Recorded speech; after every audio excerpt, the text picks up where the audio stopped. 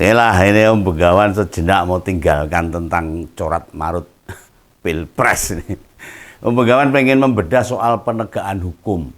Wah, Indonesia ini korupsi semakin besar dan nilainya itu bukan hanya jutaan miliar atau triliunan duit kabeh itu.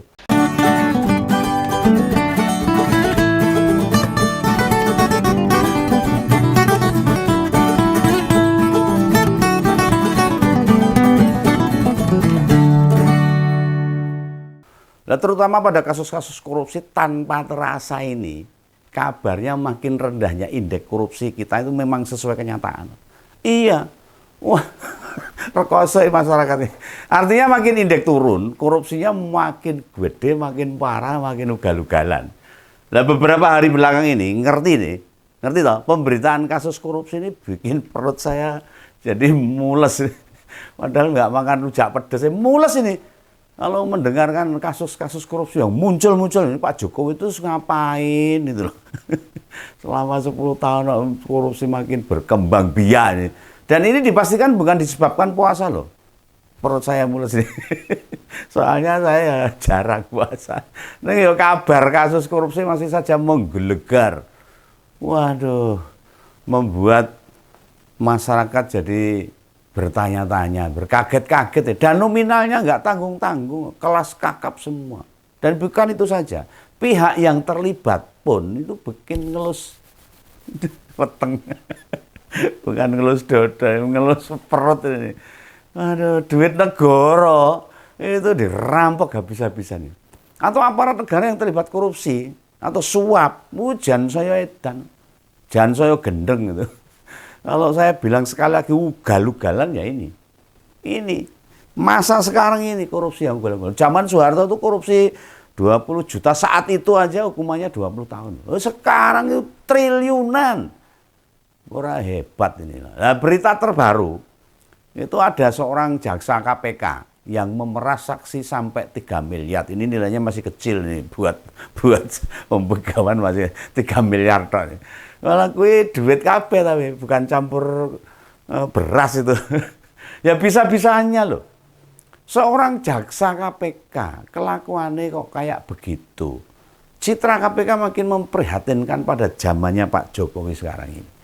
Belum tuntas kasus pungutan liar di rumah tahanan KPK. Sekarang giliran jaksanya malah ngedan sisan. Jaksa KPK. Ini loh akibatnya. Jika para penguasa, para pejabat memanfaatkan jabatannya untuk berbuat rakus, memperkaya diri, dan sebagainya, mengeruk atau pengen menguasai banyak jabatan. Ciloko masyarakatnya. Lah menempatkan orang terdekat di posisi strategis, maka bawahannya ya akan niru-niru. Nah, diteladani, dicontoni sama pimpinannya. Nah, bila memasukkan keluarga atau kerabat, mereka akan melakukan hal yang sama loh. Namun bila tidak, dia berpikir pastinya, apa yang bisa dia lakukan? Ya persis kayak sipir KPK itu. Mereka mau masukkan sanak saudara jadi pegawai, ya nggak bisa. Pegawai kelas kerucuk nitip panah. Lah nek level presiden, wah itu orang mau nitip panah, mantu barang itu jadi pejabat.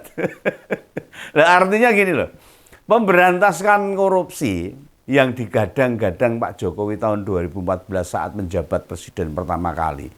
Saat ini rene ngambune blas. Sekarang ini bau-baunya pemberantasan rene. Malah ambune ora karu-karuan. Berkembang tidak karu-karuan ini kalau korupsinya. Katanya mau transparansi, terbuka. Katanya pengen melibatkan KPK. Lah pas debat Pilpres 2014 bilang bakal memanfaatkan teknologi itu Pak Jokowi itu. Dulu malah awal menjabat itu semua kementerian dilarang rapat di hotel. Ingat nggak? Konsumsinya juga pakai makanan tradisional, pecel, garang asem. Nah sekarang kok lali kabeh.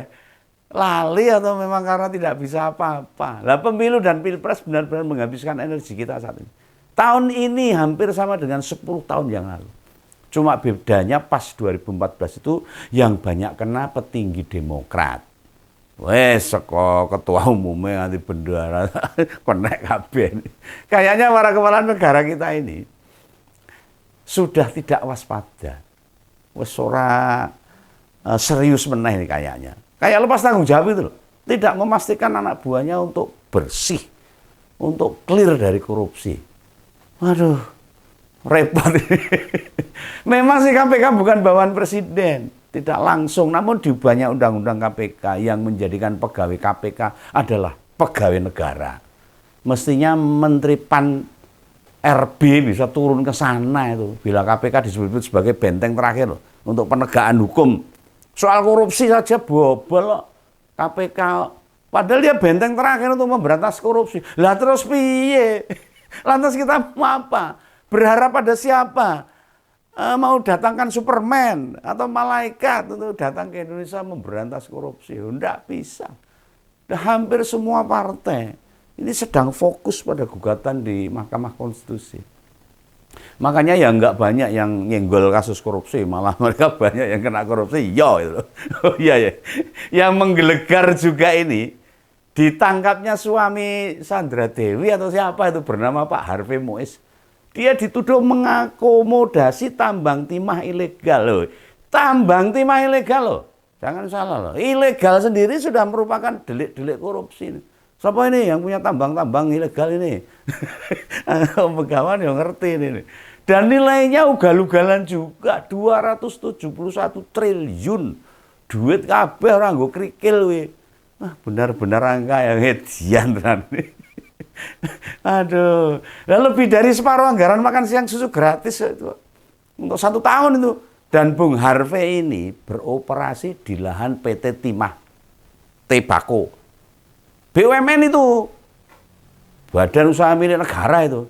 Nah tentu direktur utamanya PT Timah itu ya sudah tersangkakan juga.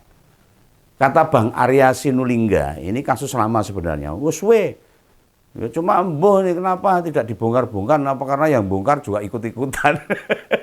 Tapi ya akhirnya sekarang terbongkar juga. Menurut beberapa sumber sebenarnya garongnya ini mereka itu sudah lama, sudah sejak tahun 2015. Sampai tahun 2022. Suwe lho we. Pitung tahun lo garung duit.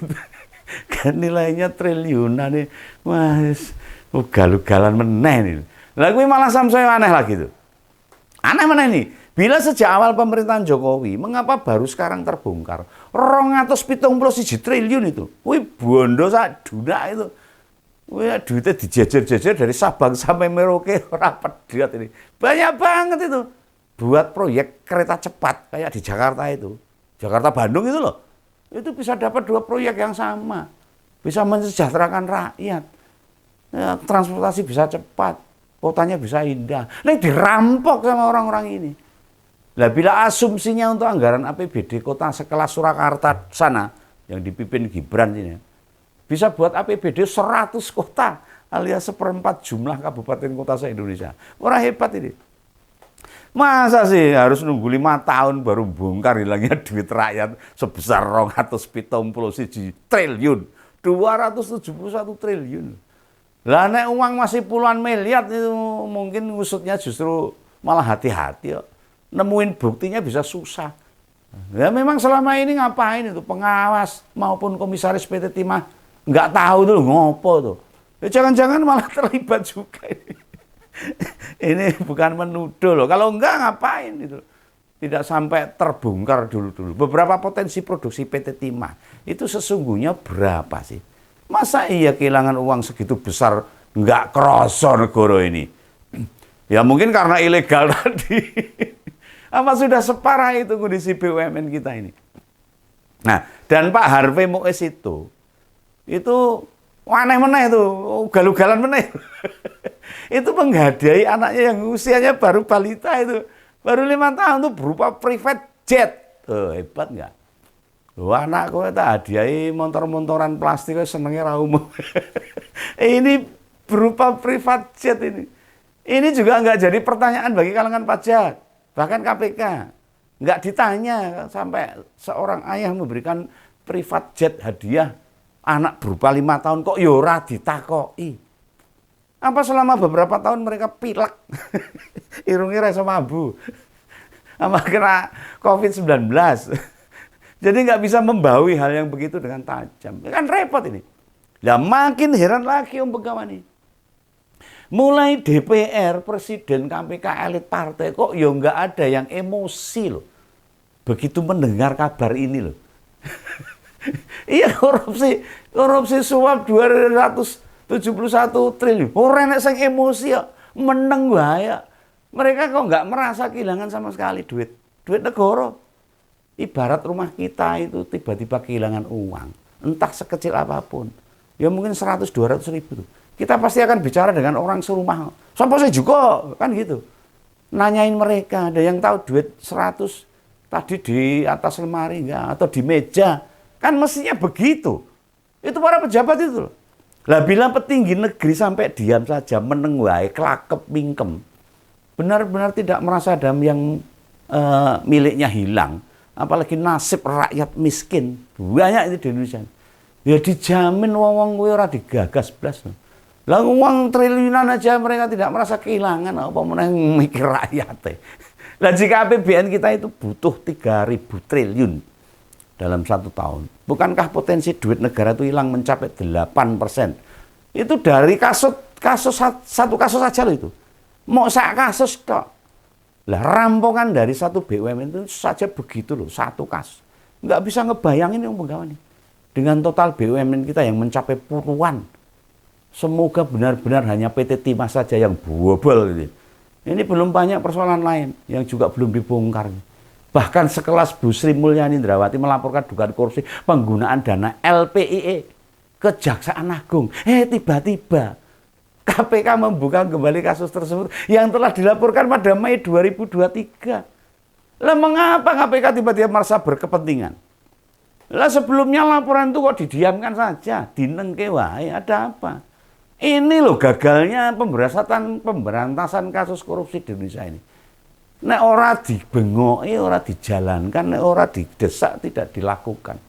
Nah kasus sendiri diduga merugikan uang negara itu 2,5 triliun. Triliun meneh ini sebesar APBD Kota Solo itu.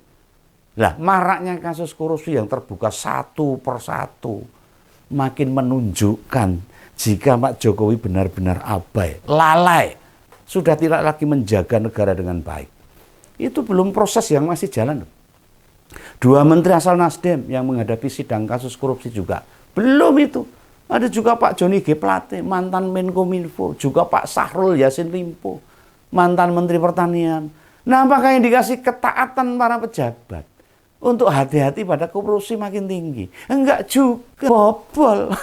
Lah berdasarkan laporan KPK ini, menjelang berakhirnya tenggang waktu pengumpulan LHKPN, laporan harta itu, para pejabat itu 31 Maret ini. Masih ada 6 menteri dan 3 wakil menteri yang belum menyetor LHKPN. Lah terus terang Begawan makin enggak mudeng ini. Ini Pak Jokowi kok ya belas enggak memesan para pembantunya mesti jadi contoh untuk melaporkan. Lah dugaan Begawan salah satunya genah Mas Ahaye ini. Soalnya dia menteri terakhir yang masuk kabinet barusan. Sehingga mungkin LHKPN-nya belum kelar, belum jadi. Ya bukan dan dibuat Mas. Lah dia punya kekayaan miliaran bahkan triliunan nggak mudah untuk disusun. Nah dari 6 menteri itu dijamin kayak Mbak Ani Sri Mulyani, Bu Retno, Pak Basuki, Bu Tri Risma hari ini, genah wis setor kabeh, dia orang-orang lurus jujur. Mereka itu pejabat panutan yang komitmennya dengan aturan konsisten.